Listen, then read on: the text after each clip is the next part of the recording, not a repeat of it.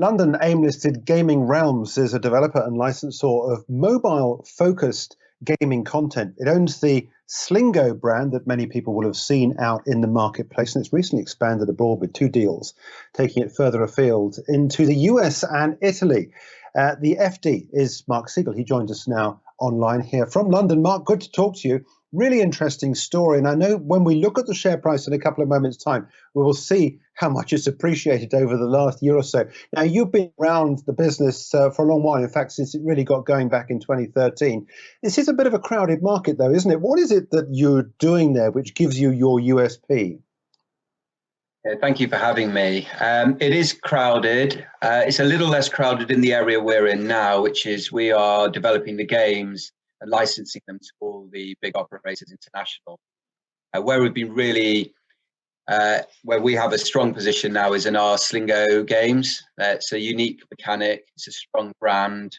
It's a brand actually which has been around in the US for over 25 years now. And it's had presence in land-based lotteries. In fact, if you go to the US now, you can probably find a Slingo branded scratch card, physical one, in around 40 states in the US. And we've brought it to the online real money casino world. What's the business model exactly? You talked there about scratch cards, and everybody knows how those work. What are you looking at in terms of ways to get shareholder return for those that are interested in looking at the stock? Our focus really is we are building the Slingo content for online casinos around the world. We are licensing them to those operators. We have a very good position in the US. We're live in the New Jersey market, and our games account for approximately 3.5% of the market in 2020, which is around about $1 billion market now. The games, though, are very popular in other countries. We have big partners in the UK, and we are excited to be moving into new territories this year with the games. Yeah, what about regulation in these markets? Clearly, when you go into new markets, you have to encounter different sorts of regulation. But broadly speaking, how is the regulation put together, and what do you have to do to ensure that you meet the regulators' demands? Yeah, first of all, we're quite focused in the regulated markets. So there's a lot of due diligence on the company, on the directors. The games have to go through a certification process, and also the integrations, the way we deliver the games to each market.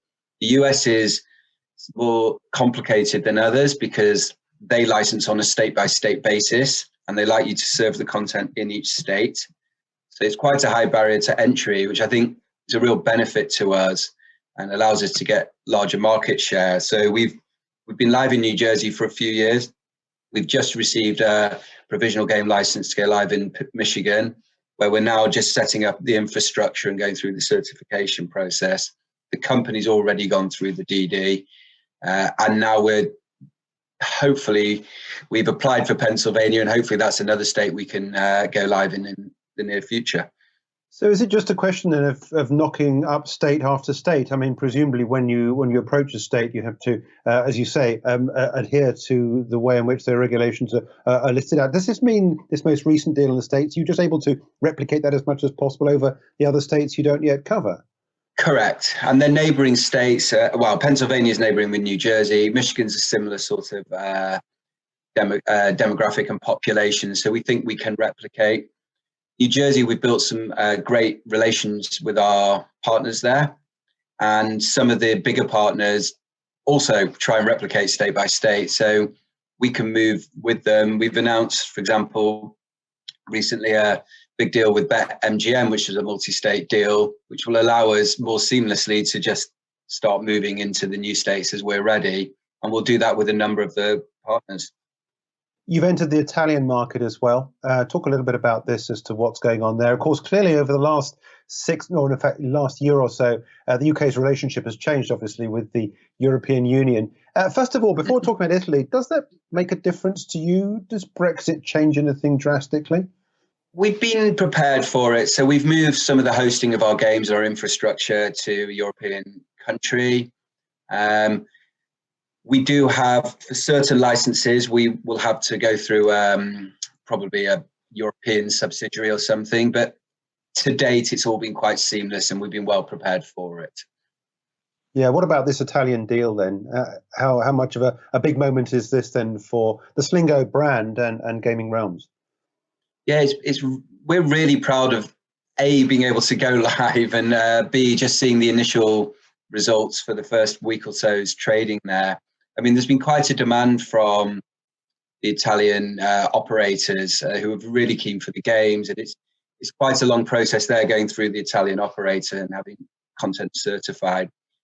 We've actually entered this market through a distribution partner, Scientific Games, who are about the biggest distribution partner in the world. So we integrate our games onto their platform, and they have over 200 partners worldwide, which is a quicker process to going live with partners. And they've been a great partner for that market so far.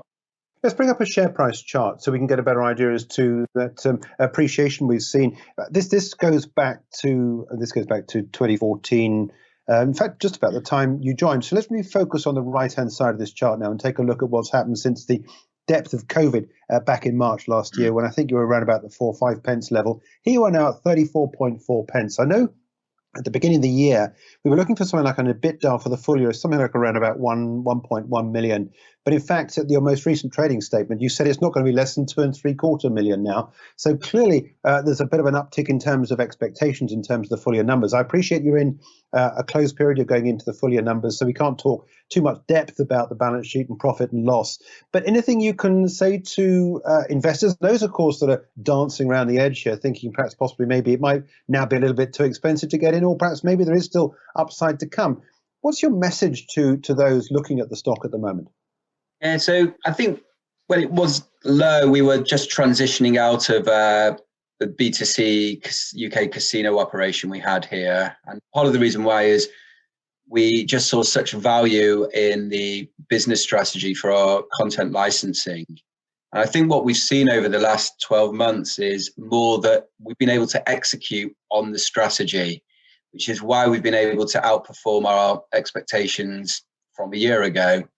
And I think what we're beginning to see, and maybe what some of the shareholders are possibly seeing, is that that we're able to layer on new partners. We have relatively low variable costs as we grow, and our fixed costs have been quite stable now for the last 18 months. And so they can start to see that we can grow quite quickly. And I think we went from sort of something like minus 300,000 adjusted EBITDA in 2019 to have this huge growth to 2.75 million in 2020. So people are beginning to see now how the growth on the top line is actually growing the bottom line quite significantly.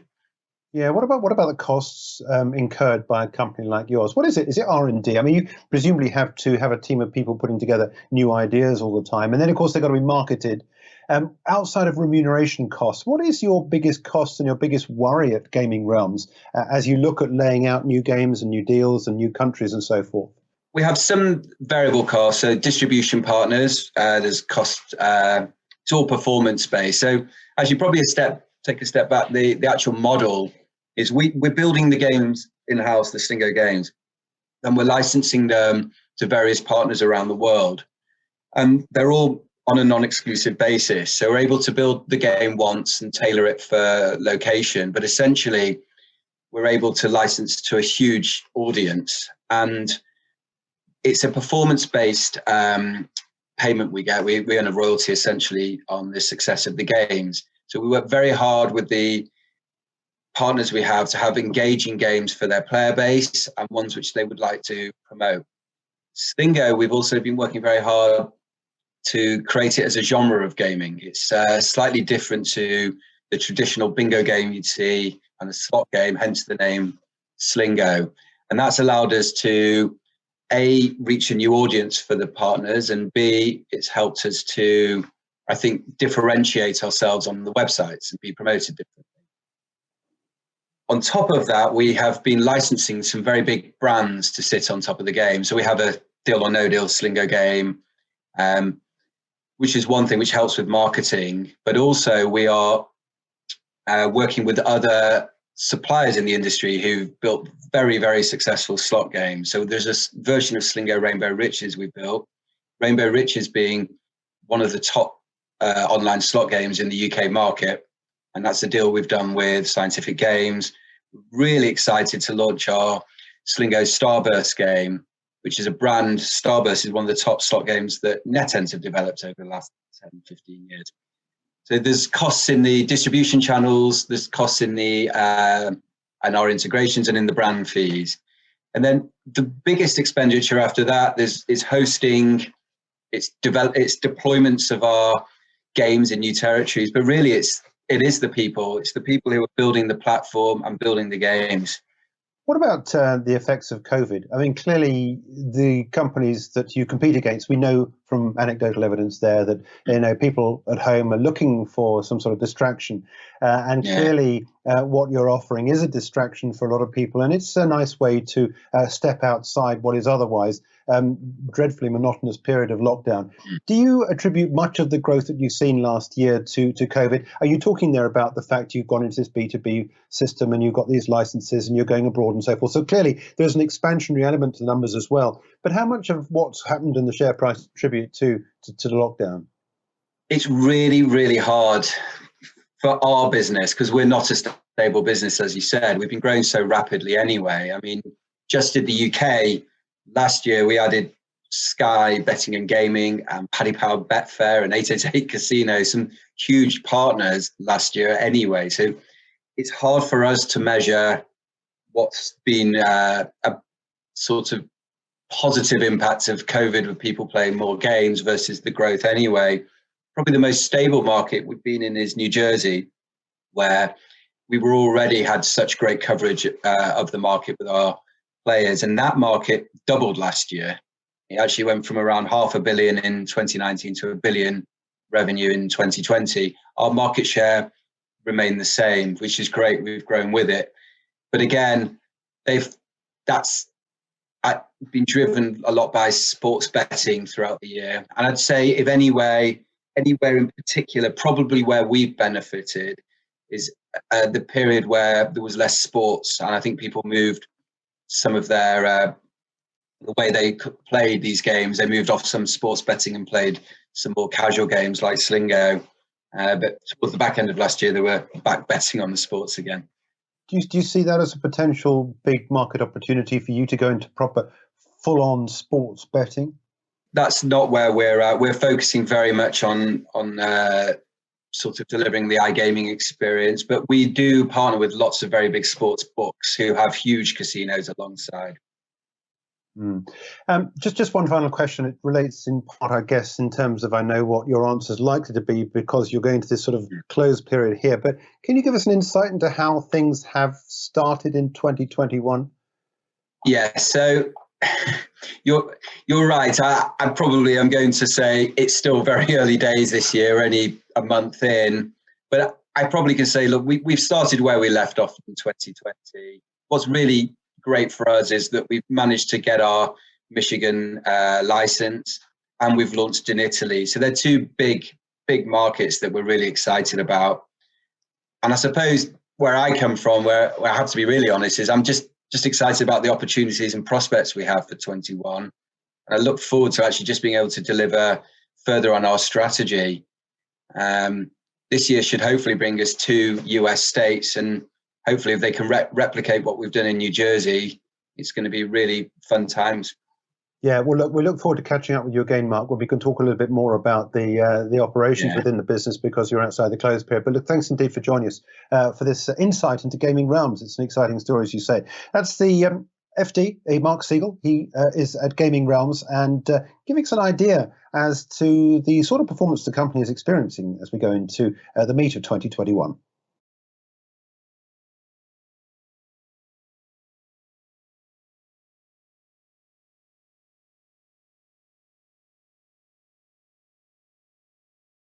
For more videos from us here at IGTV, join us on Twitter at IGTV and subscribe to our YouTube channel.